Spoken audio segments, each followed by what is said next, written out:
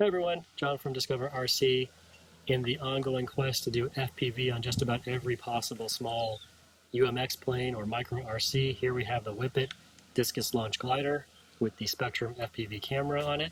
So I've been launching and flying this thing FPV, and it actually works pretty well. The flights are a little shorter than line of sight because of the extra weight, but it does work. I have the camera mounted there on the wing to be close to the CG, and actually in that position the plane is slightly nose heavy, which is fine. It's better than tail heavy. The camera is mounted with some servo tape and also some scotch tape on each side to keep it in place, and you want this thing to be solid because when you discus launch it, you don't want this camera to fly off.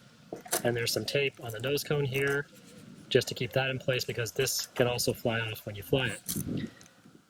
Line of sight flying with the Whipit, I haven't found any need for any rudder mixing, but with this guy I did. When I first launched it, some major skiving to the left side, so I did add on the gear channel here a mix to the rudder, so I can have a little right rudder correction and then just take it out as I'm flying.